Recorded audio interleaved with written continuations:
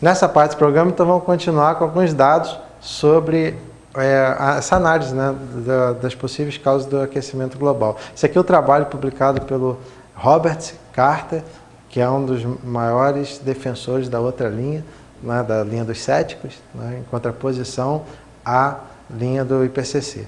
Então, esse aqui é os dados do trabalho, um mito, né, da mudança climática, da perigosa mudança climática, né, causada pelo ser humano. Que vale a pena, no final do programa, eu vou apresentar a referência. E aqui é bem interessante, mostrando a evolução, são gráficos tirados desse trabalho, a evolução em milhares de anos, né, da temperatura na superfície da Terra e a concentração de CO2 na superfície da Terra.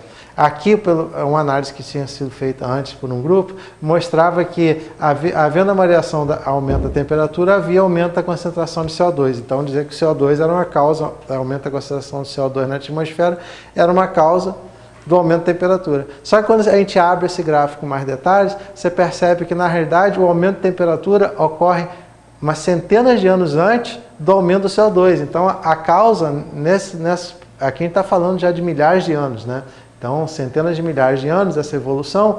Então, o que se sabe pelos dados, né? É claro que isso são análises, né, a partir de isótopos, de elementos, né, que a gente pega de fósseis ou então no gelo, né, que mostra as camadas e a gente tem a concentração. Então, mostra que na realidade houve um aumento da temperatura. E depois do aumento da temperatura, isso foi a causa do aumento do CO2. Isso já está comprovado e já é aceito por diversos grupos. Então, na realidade, o aumento da temperatura levou ao aumento da concentração de CO2, não o contrário, no passado. Então, esse gráfico, quando se abre, já aqui com uma escala muito grande, né? Quando você vai analisar em detalhe essas regiões aqui, de picos, você vê que o efeito foi ao contrário. O aumento da temperatura levou ao aumento da concentração de CO2.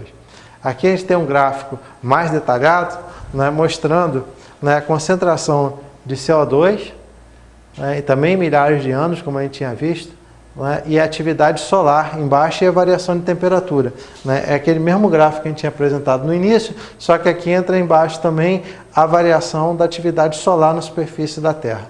Né. Então a gente pode acompanhar também essa atividade, e aqui quando a gente olha em detalhes esse gráfico, a gente vê que o aumento de temperatura ocorreu antes do aumento da concentração de CO2 na atmosfera.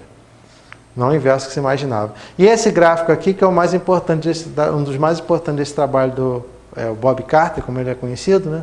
Porque ele mostra, diferentemente do que se achava, né, que houve um período, aqui próximo do ano 500, mas que a concentração de CO2, isso aqui é a concentração de CO2 que a gente acha. Isso aqui é a faixa de erro, né, dessa medida. O importante é sempre saber essa faixa de erro, para saber se a medida é boa. Né? Então, aqui tem que já chegou a próximo dos 400 ppm, que é próximo do que a gente tem hoje, 390 aproximadamente, né, ppm. Então, já esteve no passado, né, não muito distante, próximo do ano 500, com essa concentração. Depois diminuiu essa concentração na atmosfera e, novamente, nos últimos anos voltou a subir, mas ainda não chegou nos níveis que tinha nesse ano 500. Qual a diferença desses dados com o que tem antes? Que antes o que se analisava a partir da concentração em camadas de gelo nas geleiras. Esse aqui foi feito em fósseis de plantas, no estômago do fóssil dessas plantas.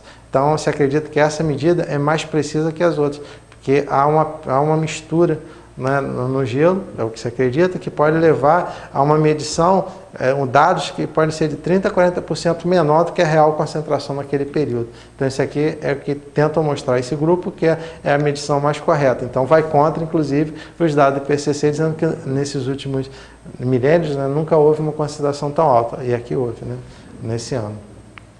E agora, nos últimos anos, também há uma associação direta entre os momentos que houve um aumento na temperatura superficial da Terra, o El Niño, né, são os momentos que a gente tem o El Niño, né, e quando houve a diminuição de El Niño, está associada à variação da temperatura da água no Pacífico, que acaba mudando todo o clima nessa região, são fenômenos periódicos, né, naturais, né, e aqui também Isso aqui são duas grandes erupções de vulcão, né? O Pinatubo e o Chicón foram os momentos em que ocorreram a grande diminuição da temperatura superficial da Terra, né? Nesses últimos anos, né?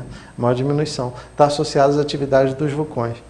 Então, a gente vê que é possível também achar, né, associação entre fenômenos naturais ou não. Uma questão, aqui também mostra, nesse trabalho do Bob Carter, né, que a cada aproximadamente 1000 anos há um período mais quente, né, de maior aquecimento da superfície terrestre. Então, esse aqui é o período quente minoano, né, aqui já é o período quente romano, depois o medieval. Aqui a gente tem a pequena idade do gelo, que foi aquela, né, que é onde tem o mínimo de Maunder, né, aquela região diminuiu tanto a temperatura que é chamada de pequena idade do gelo, né, onde não detectou praticamente atividade solar. E aqui novamente a temperatura voltou a aquecer. Se acredita mais ou menos se isso é um evento periódico, nós estamos chegando a esse período agora, no período quente atual. Então, na verdade, quando a gente analisa historicamente, a gente pode ver que isso aí pode ser uma sequência natural, né?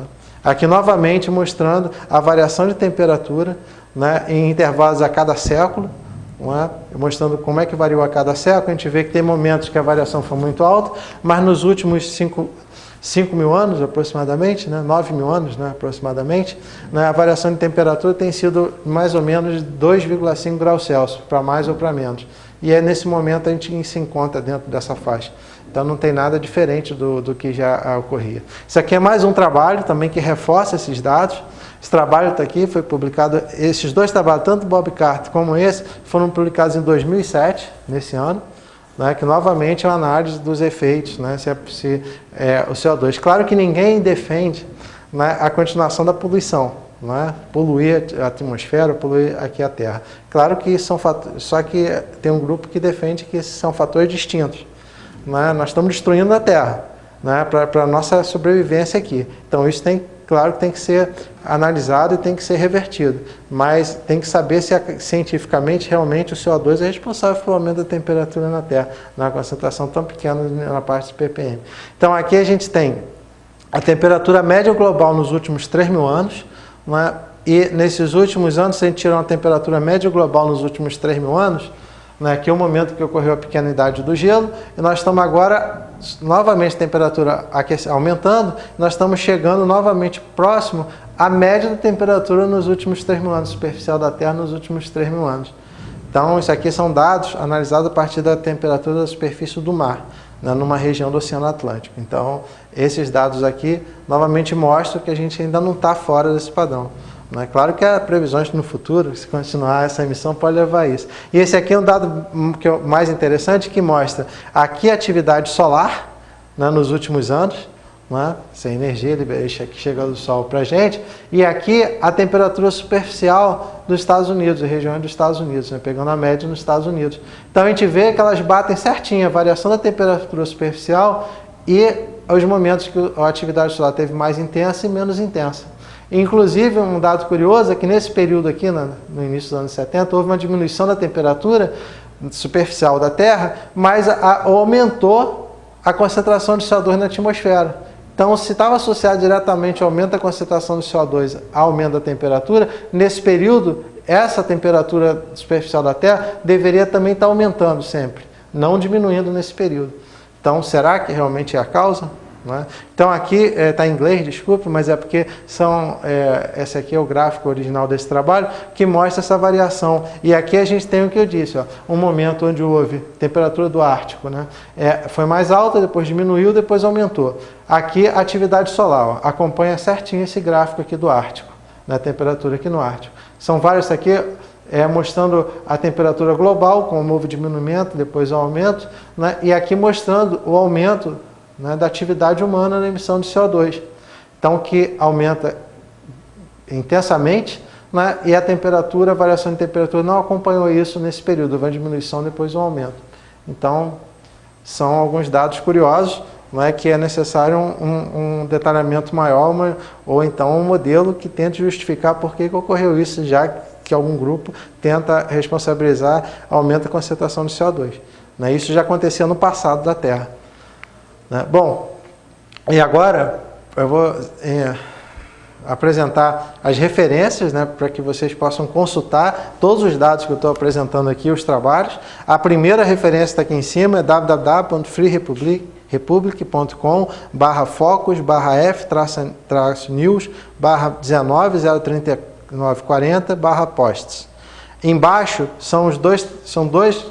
esses três vocês vão encontrar que são referências, onde tem todos os dados que eu estou dando aqui, diversos trabalhos de pessoas que tentam apresentar dados diferentes ou uma análise diferente dos dados que são apresentados pelo IPCC. Esse daqui é a página do Robert Carter, Bob Carter, que é um dos maiores pesquisadores nessa área no mundo. Vale a pena visitar essa página. E a do Rui Moura, que é um blog em português, que tem todos os links necessários para poder chegar às outras páginas. Então, recomendo quem puder também acessar esses mitosclimáticos.blogspot.com, vale a pena, porque lá tem todas as informações, todos os dados. Bom, e agora, estão todos convidados.